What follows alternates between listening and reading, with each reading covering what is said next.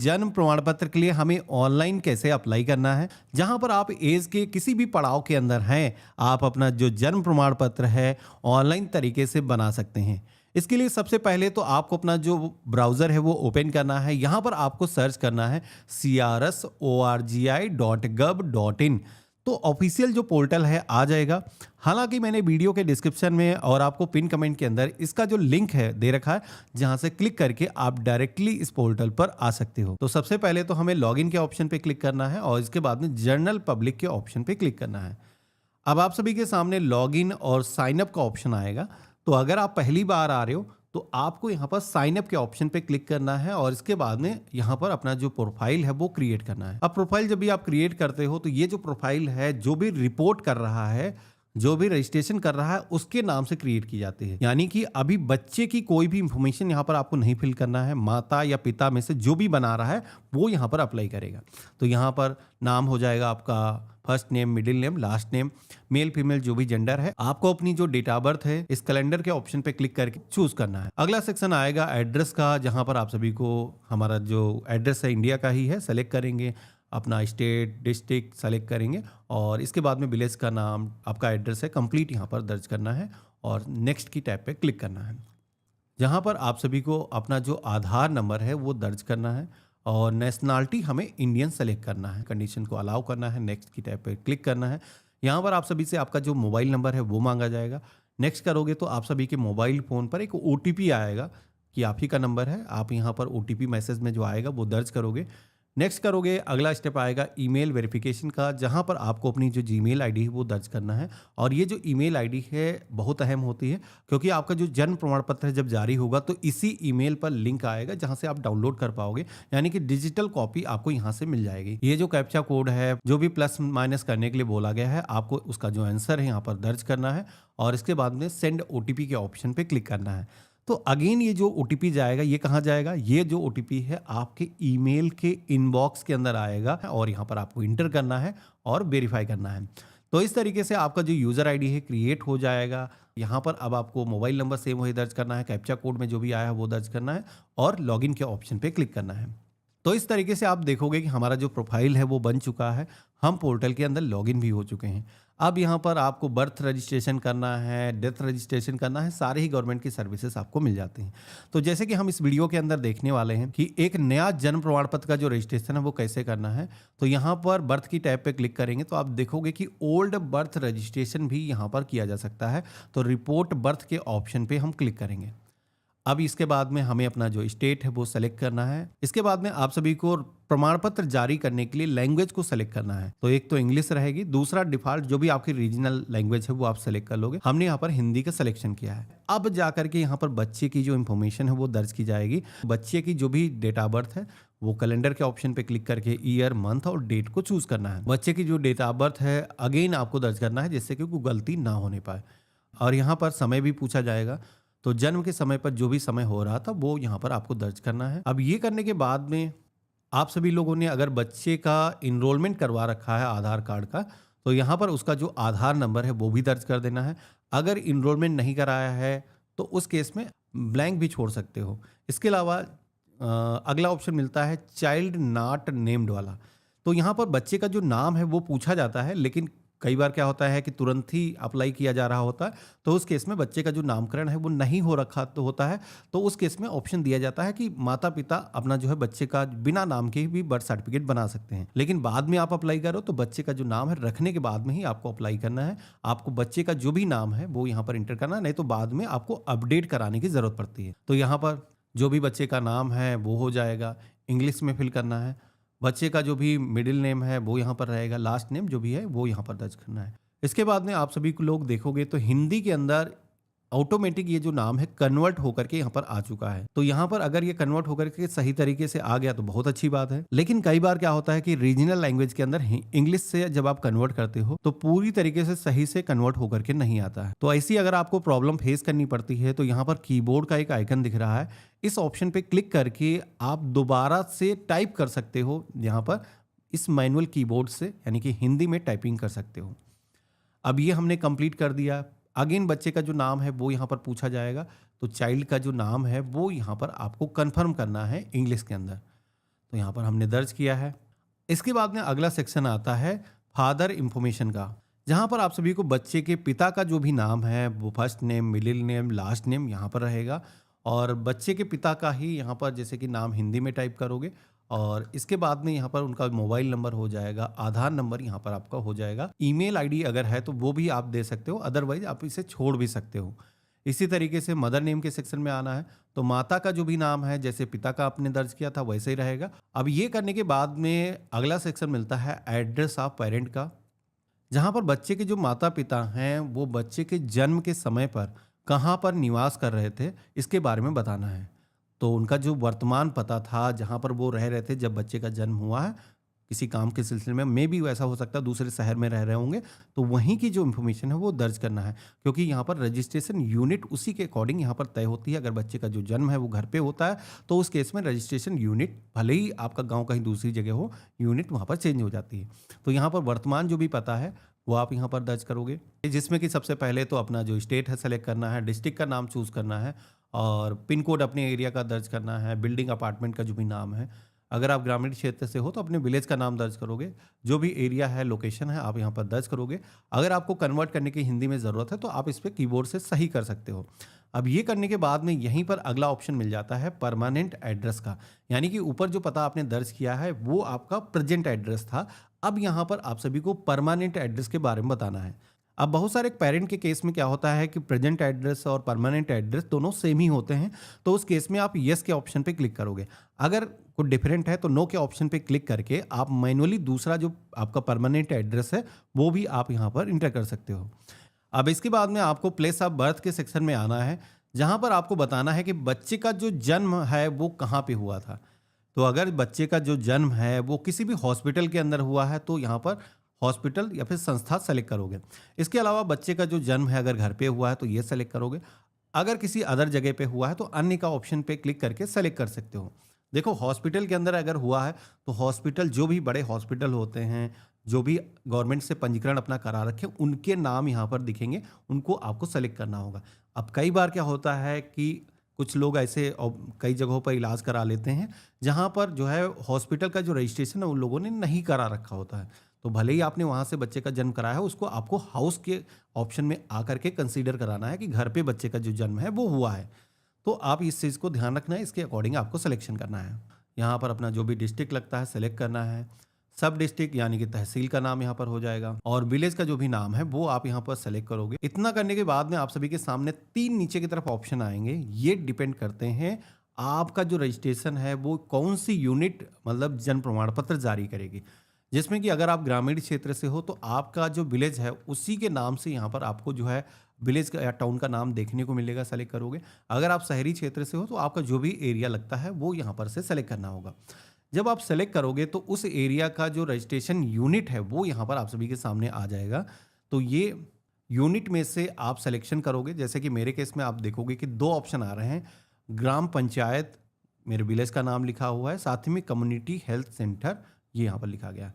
तो जैसे कि अगर हॉस्पिटल में जन्म हुआ है तो कम्युनिटी हेल्थ सेंटर वाला ऑप्शन सेलेक्ट कर सकते हो। अगर जो है बच्चे का जो जन्म है वो घर पे हुआ है तो जो सेक्रेटरी होते हैं वो आपका जन्म प्रमाण पत्र जारी करते हैं, जो कि ब्लॉक के अंदर बैठते हैं, उस केस में आप ग्राम पंचायत वाला जो ऑप्शन है वो सेलेक्ट कर सकते हो। वहीं शहरी क्षेत्र से अगर आप भी हो तो वहाँ पर नगर पंचायत वाला जो ऑप्शन है वो दिखेगा, या फिर हॉस्पिटल वाला जो ऑप्शन है वो आप सेलेक्ट करोगे। और अगर मेट्रो शहर से हो तो उस केस में 1 से ज़्यादा ऑप्शन दिखेंगे, तो आपको अपने एरिया का जो भी रजिस्ट्रेशन यूनिट है वो सेलेक्ट करना है। अब सेलेक्ट करने के बाद में आप सभी को हॉस्पिटल सेलेक्ट करने के लिए बोला जाएगा।